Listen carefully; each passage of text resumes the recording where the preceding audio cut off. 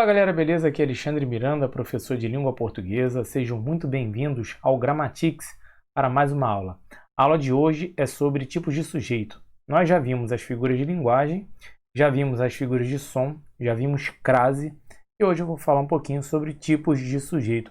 Um assunto bem tranquilo que pode cair na sua avaliação, apesar de não ser muito comum, mas se não cair, pode te ajudar a fazer uma concordância verbal mais adequada, tá? E aí é bom você prestar atenção nisso aí, ficar sabendo quais são os tipos de sujeito. E na próxima aula também vou falar um pouquinho sobre os tipos de predicado. A aula hoje é curtinha, não é muito grande, é uma aula papum, bem tranquilinha e bem rápida, tá? Peço para que vocês se inscrevam no canal, isso para mim é muito importante, tá? Para ajudar o canal a crescer. Ativem as notificações e deixem aquele like, que também é muito importante.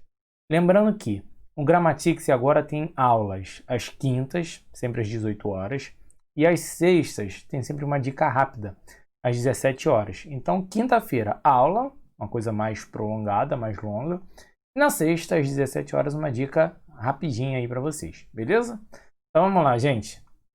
Tipos de sujeito. Quais são os tipos de sujeito? Nós temos sujeito simples, sujeito composto, sujeito desinencial, sujeito inexistente e sujeito indeterminado. Esses são os tipos de sujeito. E agora a gente vai falar um pouquinho sobre cada um deles, tá? Vamos lá. Sujeito simples. O que é um sujeito simples? O sujeito simples é aquele que apresenta um núcleo apenas. Então ele tem só um termo principal relacionado ao verbo. Então, sujeito simples é o que tem um núcleo só, ou seja, só um termo principal, tá bom? Exemplo, Frodo é o detentor do anel. Frodo, Senhor dos Anéis. Frodo é o detentor do anel. Repara que o verbo ali é o é. Quando a gente está analisando o sujeito, é sempre importante identificar o verbo, tá? Identifica o verbo e aí identifica o termo que está relacionado ao verbo. Nesse caso aí é Frodo. Frodo é o detentor do anel. E repara que só tem o Frodo. Só tem esse termo aí, que é o termo principal relacionado ao verbo. Então esse é o núcleo do sujeito. Se eu só tenho um núcleo, o sujeito é simples. Se eu tiver mais de um núcleo, o sujeito passa a ser composto, como nós veremos a partir de agora. Beleza? Vamos lá. Sujeito composto. Quando é que o sujeito é composto? O sujeito será composto quando eu tenho dois ou mais núcleos, ou seja, dois ou mais termos principais. Exemplo, Luísa e Isabela foram ao parque. Repara que são dois termos, aí dois núcleos, tá, relacionados ao mesmo verbo foram, tá? Então, Luísa e Isabela são os núcleos do sujeito. São os termos que estão relacionados ao verbo ir, nesse caso aí, tá? Então, se eu tenho dois núcleos ou tenho mais de dois núcleos, eu tenho um sujeito composto, beleza? Muito fácil de identificar. Esses sujeitos aí, aparecem muito numa nomenclatura assim, sujeitos determinados. Sujeito determinado. E aí, esse sujeito determinado, ele pode ser simples e ele pode ser composto. Por quê? Porque ele está explícito na frase. Você consegue identificá-lo rapidamente. E aí você verá, se houver um núcleo, o sujeito será simples. Se houver mais de um núcleo, o sujeito será composto. Vamos lá, gente. Próximo aí é o sujeito indeterminado. Por que indeterminado? Porque eu não consigo determiná-lo, não consigo identificá-lo pelas desinências verbais. Ou seja, o verbo vai estar ali, mas eu não consigo determinar qual é o sujeito, qual é a pessoa que está falando, que está relacionado ao verbo, tá? Então, vamos dar uma olhadinha aqui. Falaram muito mal sobre você na festa. Falaram.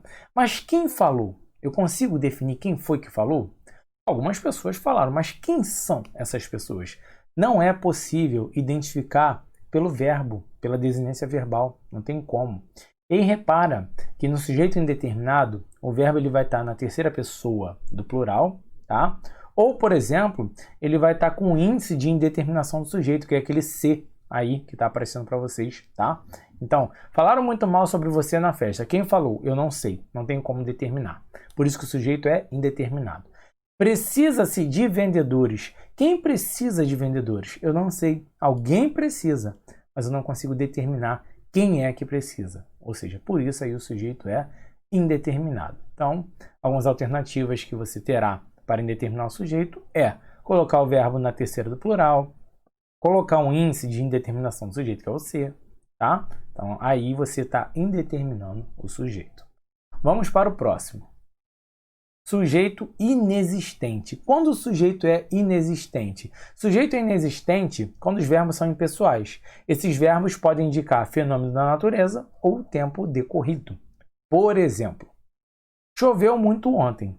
Esse verbo chover tem um sujeito? Alguém praticou essa ação? Não. Então, o sujeito aí é inexistente. É um verbo impessoal. Faz muitos anos que ninguém vem aqui. O verbo fazer, indicando tempo decorrido, é sempre impessoal, ele não tem sujeito, tá? Por isso que ele não pode variar, você não pode botar aí, fazem muitos anos que ninguém vem aqui. Isso não pode acontecer. O verbo fazer, quando indica tempo decorrido, ele fica sempre no singular, porque ele é impessoal. Então, esses verbos aí não têm sujeito. Então, o sujeito nessas orações, ele é inexistente. Beleza, pessoal? Vamos lá. Nós temos também o sujeito desinencial ou sujeito oculto.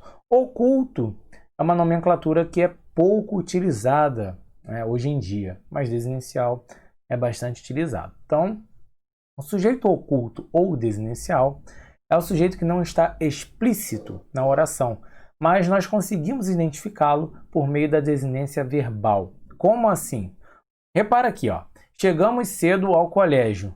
Quem chegou cedo ao colégio? Nós. Nós chegamos cedo ao colégio. Então, o sujeito aí é desinencial e eu consigo identificá-lo pela terminação verbal. Eu sei que essa terminação verbal, amos, é uma terminação verbal de primeira pessoa do plural. Nós chegamos cedo ao colégio. Vi o jogo com meus amigos. Outra vez, verbo ver. Eu vi, né? Então, eu tenho aí, pela terminação do verbo, pela conjugação verbal, eu consigo identificar quem é o sujeito. No caso aí, eu, tá? Então, o sujeito desinencial é aquele que eu consigo identificar pelas desinências verbais. Por isso, desinencial ou oculto. Oculto porque ele não está explícito na oração, mas você consegue identificá-lo facilmente por conta aí da desinência verbal. Tranquilo? Fácil, né? E é isso, gente. A aula de hoje termina por aqui. Como eu disse, uma aula bem curta, bem fácil de você entender. Se você gostou da aula, deixa aí o seu like, se inscreve no canal, tá? Ativa as notificações e compartilha a aula também com seus amigos. Isso é muito importante para nós. Então, lembrando, quinta-feira, às 18 horas, aula no canal Grammatics. Às sextas, 17 horas, nós temos uma dica rápida aqui no canal. E eu espero vocês por aqui. Um abraço, gente. Até a próxima. Tchau, tchau.